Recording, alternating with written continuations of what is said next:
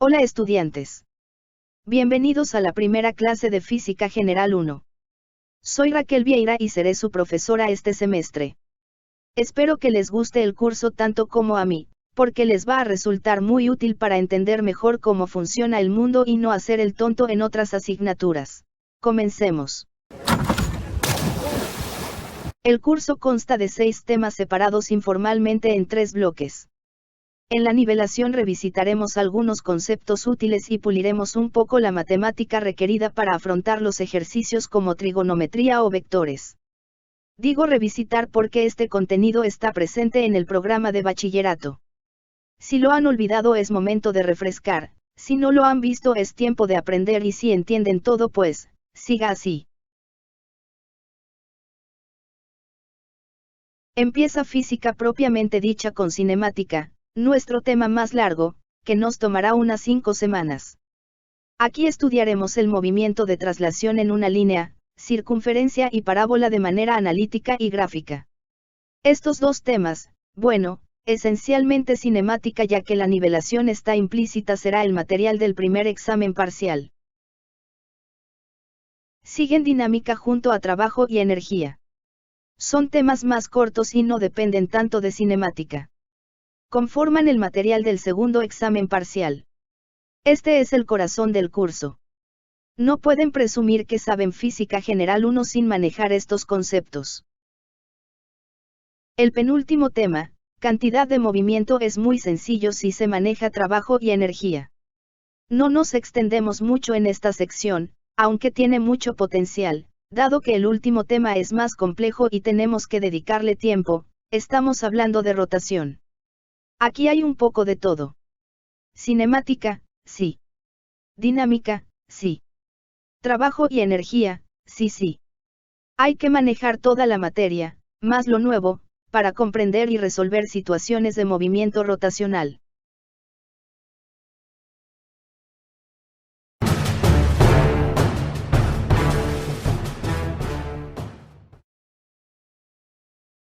¿Qué es la física? Es la ciencia que estudia el todo.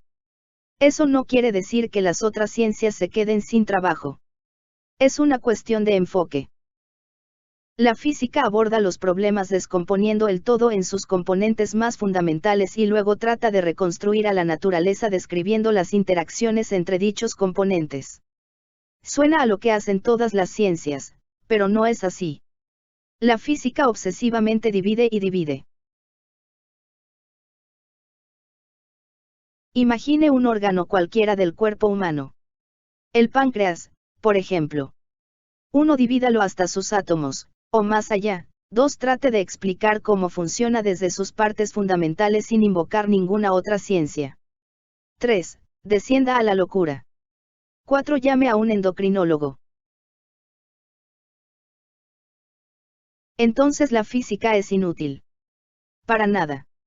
La química y biología que sustentan lo que el endocrinólogo dice, se alimentan de la física. Seguramente han oído hablar de la presión sanguínea. La presión es una cantidad física que depende de la fuerza, solo que es llevada a un contexto médico. La ingeniería depende infinitamente de la física.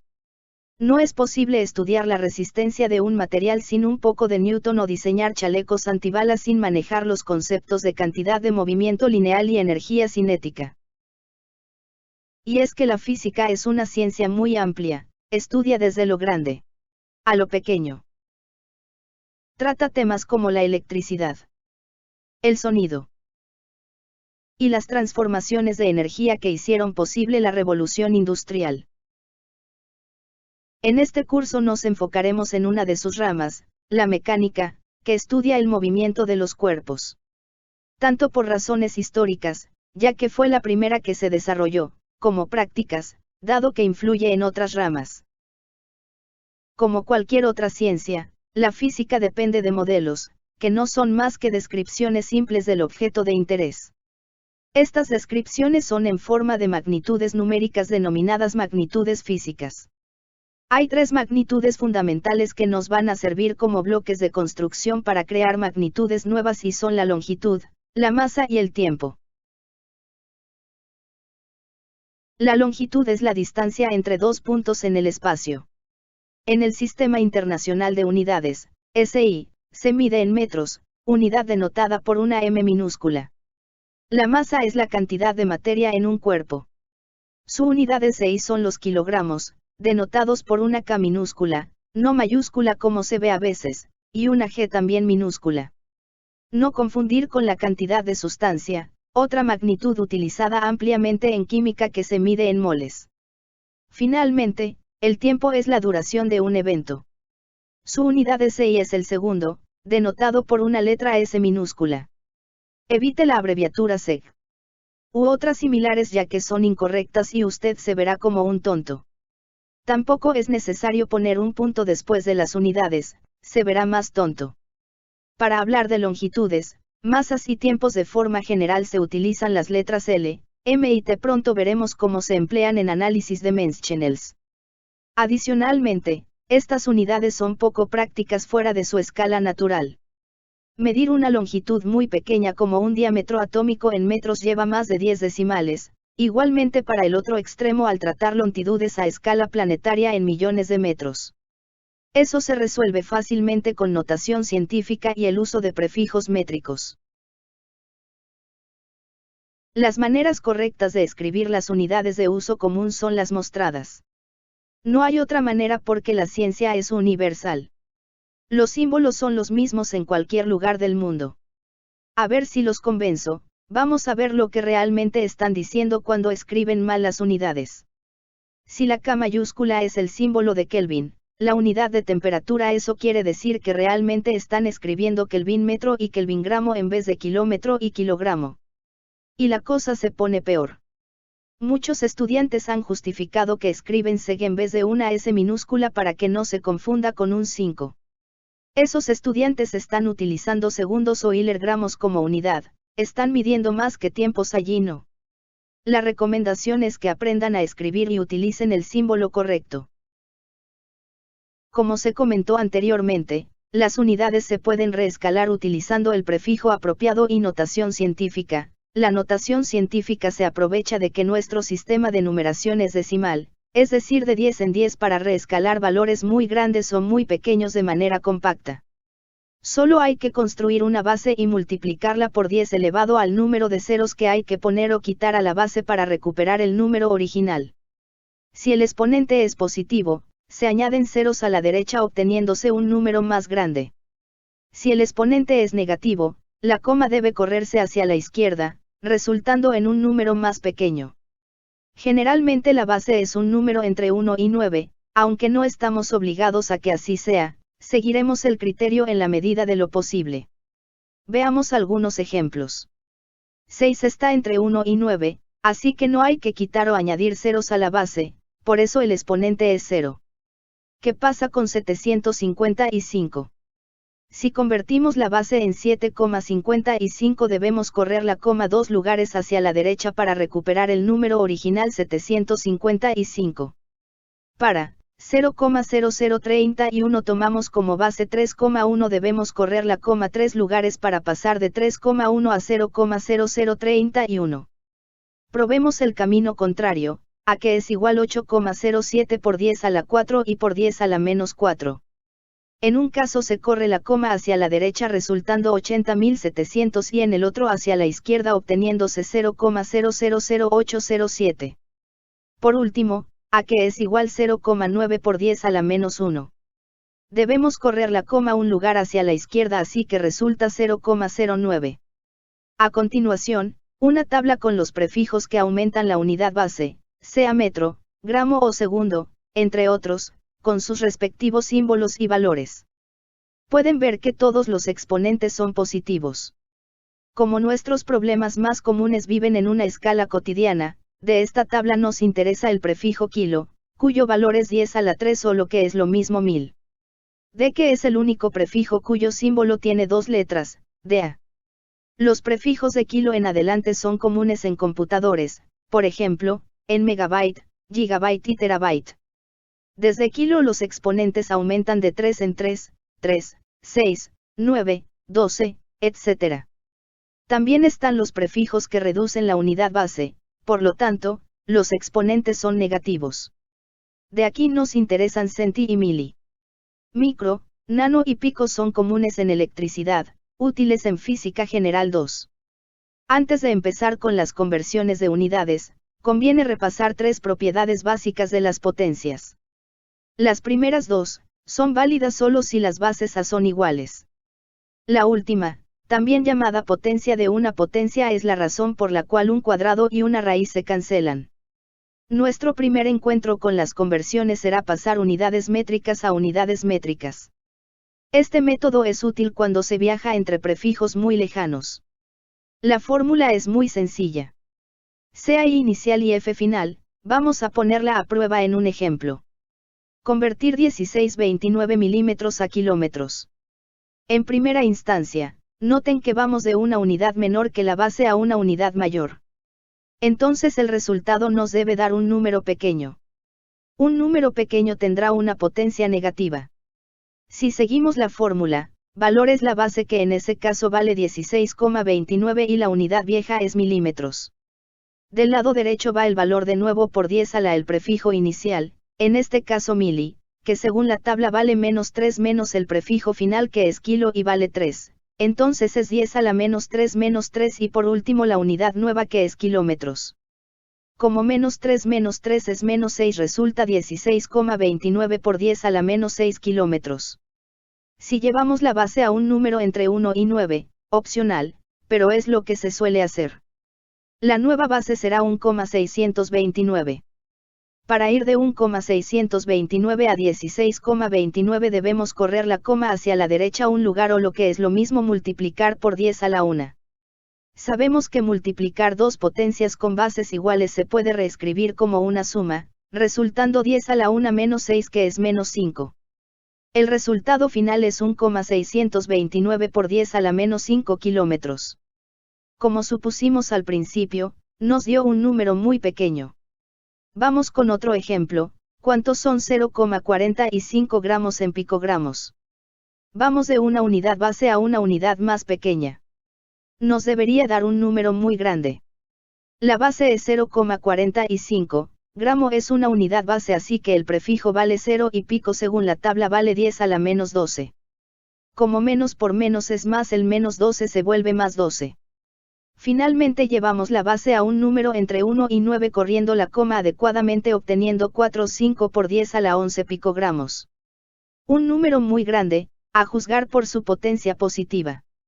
Por último, una conversión un poco más compleja, lleve 9 por 10 a la -2 kilómetros cuadrados a centímetros cuadrados. Estas son unidades de área. Si fuese al cubo serían de volumen. Nuestra base es 9 por 10 a la -2, sí, con todo y el 10 a la -2. Nos ocuparemos de él al final. Empezamos como una conversión normal.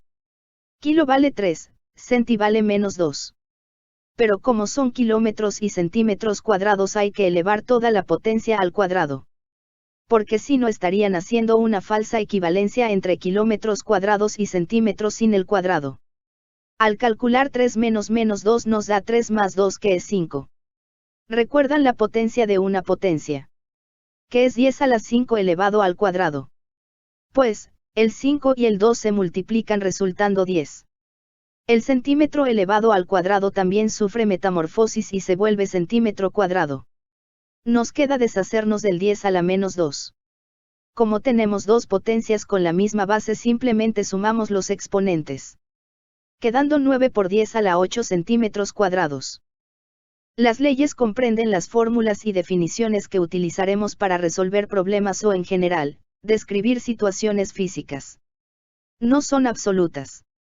Se dice que tienen un rango de validez, bajo ciertas condiciones funcionan y si no salimos de allí los resultados dejan de ser correctos. Esto se debe a que las leyes dependen de los modelos y un modelo incompleto no es capaz de darnos la información que necesitamos. Profundizaremos en esto más adelante, cuando empecemos cinemática, y volveremos a confrontar este problema cuando veamos rotación. No menos importante, las teorías. Es común la frase "es solo una teoría" para referirse a una simple conjetura o hipótesis como "creo que lloverá mañana". Las teorías son más que eso, deje de hacer el tonto. Las teorías son las explicaciones aceptadas de los fenómenos naturales. Para que una explicación sea aceptada toma años de investigación científica y difusión de los descubrimientos a la comunidad. Cuando hay suficiente evidencia respaldándola para los estándares de tecnología del momento, una explicación se eleva al grado de teoría.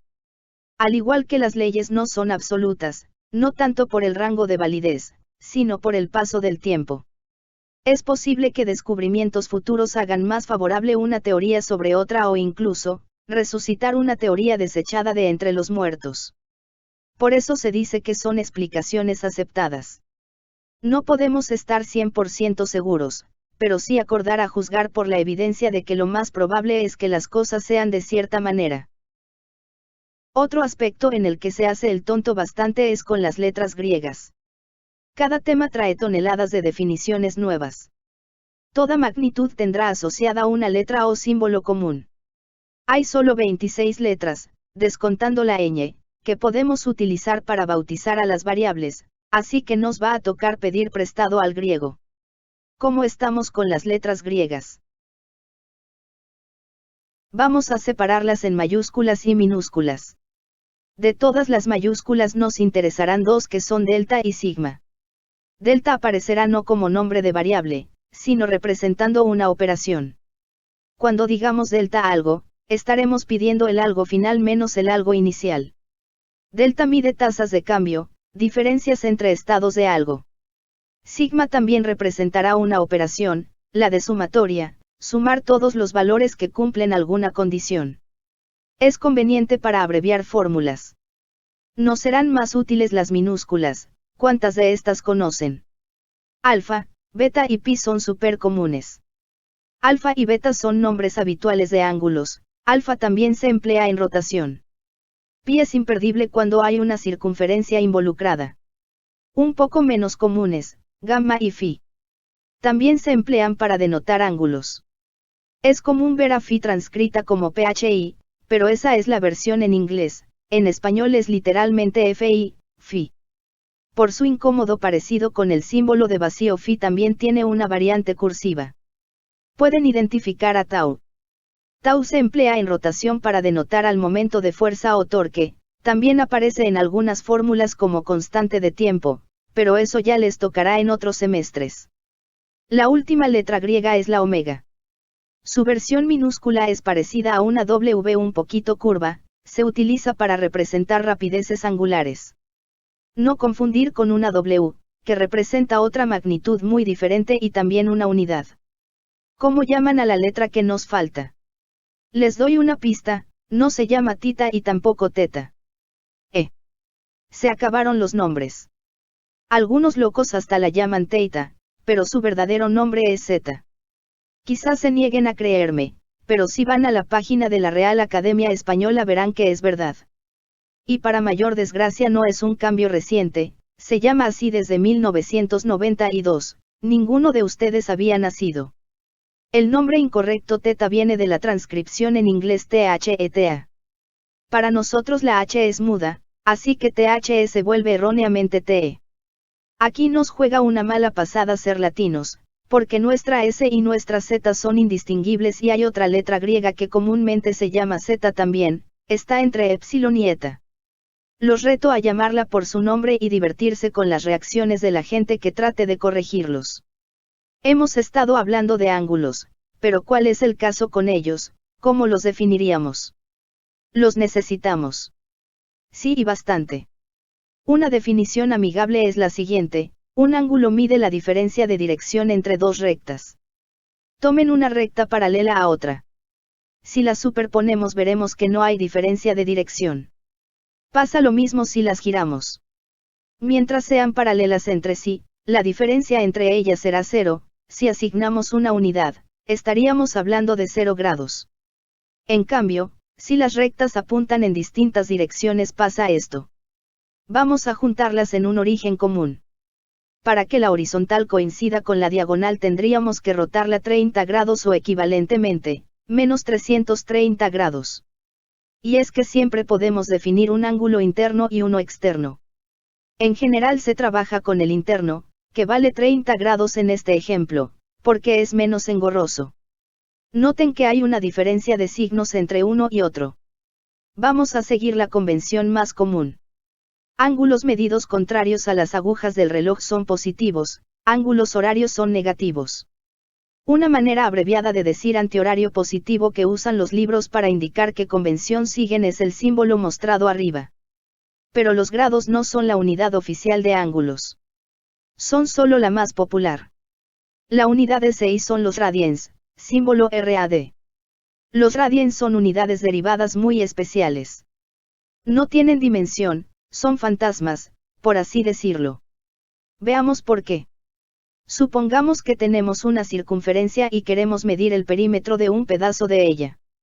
Llamemos a esta longitud L. Según la geometría, lo que tenemos que hacer es encerrar el pedazo entre dos radios y medir el ángulo entre estos.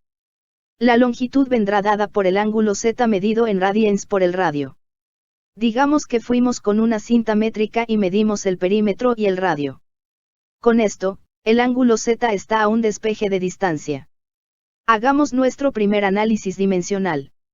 ¿Recuerdan que dijimos que la longitud, masa y tiempo en general se podían escribir como L, M y T? Tanto el perímetro como el radio son longitudes, así que vamos a sustituir sus dimensiones entre corchetes para no confundir una L con la otra. Longitud entre longitud se cancelan. No queda nada. Por lo tanto, los ángulos en radians son adimensionales. Esto es una gran ventaja, ya que pueden aparecer y desaparecer de las fórmulas a nuestra conveniencia. Esto no aplica para los grados lastimosamente. Así que hay que manejar los ángulos con cautela.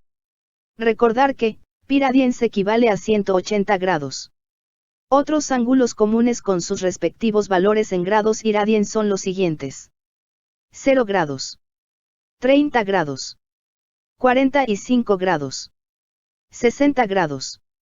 90 grados también llamado ángulo recto y 180 grados o ángulo plano. En la clase de hoy vimos que la física es la ciencia que estudia el todo y que ésta depende de modelos, leyes y teorías. Los modelos son descripciones sencillas del objeto que se estudia, se dice que es una versión ideal del mismo. También aprendimos que detrás de las leyes están las fórmulas que utilizaremos y en las teorías están las explicaciones aceptadas de los fenómenos. Recuerden que una teoría no es una especulación, sino el resultado de años de investigación. Los modelos se construyen con base en magnitudes físicas. Las cantidades fundamentales que emplearemos son longitud, masa y tiempo. Nos referiremos a ellas de modo general como L, M y T. Sus unidades según el sistema internacional son los metros, kilogramos y segundos respectivamente. Estas magnitudes fundamentales se pueden combinar entre sí para construir magnitudes derivadas, emplearemos muchas de estas más adelante. Otra cantidad que no será importante son los ángulos, que miden la diferencia de dirección entre dos rectas. Su unidad son los radianes. En la siguiente clase abordaremos las nociones básicas de trigonometría y vectores. Hasta la próxima.